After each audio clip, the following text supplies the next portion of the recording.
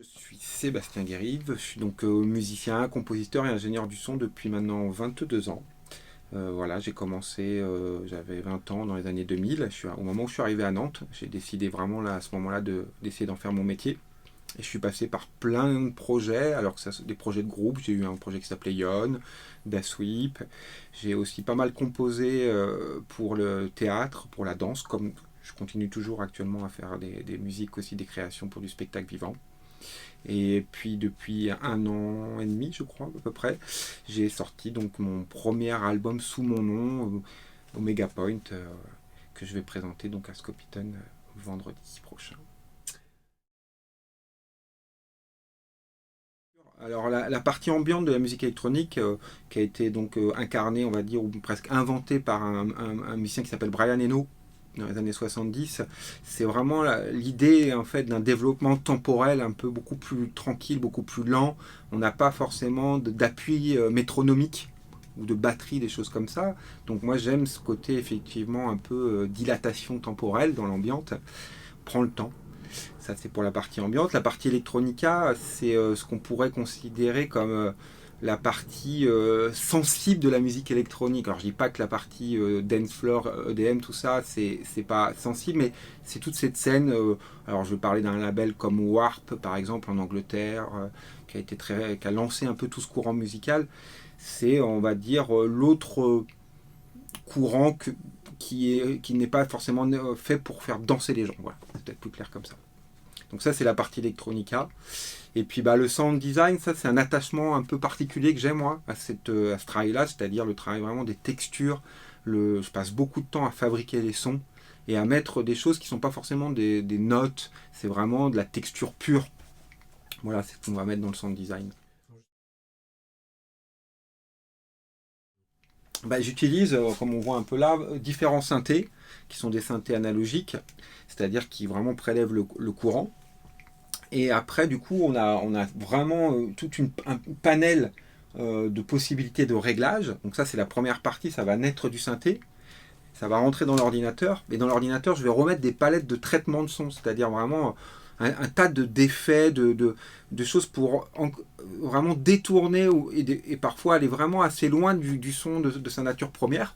Et je vais les superposer, les repasser dans des effets et finalement arriver à des choses un peu, entre guillemets, innovantes et surprenantes aussi. J'aime trouver comme on dit souvent, on trouve, on cherche, mais il y a des choses qui apparaissent comme ça à force de bidouiller dans tous les sens. Et puis du coup, je les repositionne dans une écriture, elle, plus traditionnelle de morceaux harmoniques, etc. C'est vraiment une strate, une couche qui vient s'ajouter. J'aurais envie de me dire que c'est peut-être là pour le coup lié au violoncelle, qui était un instrument pur mélodique, donc assez lyrique. Donc je crois que j'aime vraiment, par contre c'est vrai que c'est un instrument qui me plaît toujours, même si je ne le pratique plus, ça m'a vraiment porté. Et donc j'aime ce côté un peu orchestral, lyrique, et j'aime le contraste, c'est-à-dire que la musique électronique, parfois, elle permet d'être effectivement sur des tempos un peu dansants, mais la mélodie, c'est aussi l'universalité du langage. Moi, je chante pas, mais du coup, conduire une mélodie avec un instrument, c'est aussi un peu le lead. On parle d'un lead quand c'est un chanteur, c'est important d'avoir un instrument qui fait des thèmes et qui lead aussi un morceau. Et donc j'aime, alors ça peut être un synthé, mais ça peut être d'autres types d'instruments qui vont vraiment avoir ce rôle.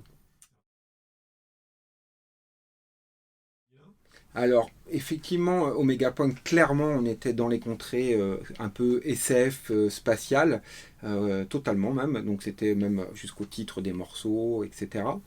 Ça m'a vraiment, ça m'inspire toujours. Hein. Je suis toujours très friand de science-fiction ou même de lire un peu de physique quantique, même si j'y comprends rien. Mais ça me passionne. Et là, aujourd'hui, le prochain album, pardon, il sera peut-être plus dans un rapport, alors je l'ai appelé d'ailleurs, si ça reste Obscure Clarity, c'est la question de la lumière et du noir. Donc finalement, on n'est pas loin encore de la matière noire et de la lumière dans l'espace. Hein. Donc c'est toujours des questions là, mais du coup avec quelque chose cette fois-ci qui va laisser place à quelque chose de positif et plus, parce que je considérais qu'Omega Point était un petit peu dark. Là, on va vraiment être plus en lumière. Complètement. C'est ça. Complètement, et c'est pour ça que le clair-obscur, finalement, ça a été aussi la thématique du prochain album, dans le sens où effectivement c'est un constat. Il faut essayer des fois d'expliquer son travail, donc on s'interroge. Moi-même, je m'interroge, je me dis, mais alors, de quoi est fait ma musique? Et effectivement, c'est exactement ce terme, c'est du contraste. J'aime l'équilibre, et je trouve que on peut révéler le beau à travers le sombre, et donc ça m'intéresse vraiment d'explorer ce champ du clair-obscur aujourd'hui et de toujours être dans ces contrastes. Ça veut dire que l'un va pas sans l'autre, donc il y a plein de philosophies qui s'appuient là-dessus, que ce soit le yin et le yang, mais tout est fait justement d'équilibre, hein, là, tout, et on voit bien qu'en ce moment on est plutôt en train de déséquilibrer les choses et que c'est pas bon. Donc l'équilibre c'est quelque chose d'assez important. Ouais. Donc bah, déjà je suis ravi de jouer à Nantes parce que ce projet-là je ne l'ai pas encore présenté à Nantes, donc quand on est à Nantes c'est toujours très agréable de pouvoir le présenter. Et je suis très content parce que ça arrive au bon moment. C'est-à-dire que dans un projet, il y a des phases un peu de bêta-test. Donc là, ça fait 4 ans que j'étais sur les questions de scénographie, d'image, etc. Donc on est passé par plusieurs étapes. Je trouve que là, on est arrivé à quelque chose d'assez, entre guillemets, abouti, où on a réussi à mettre en place, en tout cas, on souhaitait mettre en place depuis le début. Et du coup, ça arrive vraiment pour moi au bon moment. Donc je suis vraiment ravi de le présenter là vendredi. Moi, j'avais l'envie d'avoir une scéno parce que ça fait longtemps que je considère que quand je suis sur scène tout seul à faire de la musique électronique, il ne se passe pas grand-chose sur scène. Je trouve que c'est pas une très belle proposition visuelle pour le public. Hein. Quand on est chanteur, guitariste, on voit l'instrument, puis en plus on est assez figé, bon, il y a un peu de geste. Voilà. Donc c'était important pour moi d'avoir une esthétique scénographique et visuelle, lumière et vidéo. Du coup, je me suis dit, bon, bah voilà, on va faire une vraie scéno et on va proposer aussi autre chose qu'un écran plat. On va essayer de travailler vraiment sur du mapping avec du volume. Donc il y a eu cette première étape avec l'école d'archi de Nantes. Donc il y a une section scénographie. Les étudiants ont collaboré avec moi pendant 1 an, ça c'était il y a un peu plus de 4 ans. On a sorti cette scéno et après on a fait tout le tournage. Quand je dis on, donc c'est Michael Dinic avec qui je travaille depuis maintenant 4 ans, plus de 4 ans sur ce projet, qui est vidéaste, qui m'accompagne et ensemble on crée des labos, on crée des tournages, qu'on fait tout en vidéo. Et il y a eu également aussi Thomas Blanchard qui s'est rajouté, qui était donc réalisateur, qui est réalisateur de mes clips, qu'on a aussi invité parce qu'il est très, très spécialisé dans la macroscopie. Et on avait aussi envie d'explorer ce champ de la macro. Et du coup, on a fait un labo aussi également avec lui pour récolter toute cette banque d'images qui est diffusée donc sur 11 cylindres en mapping. Donc le principe du mapping, c'est vraiment d'aller découper la forme sur laquelle on projette.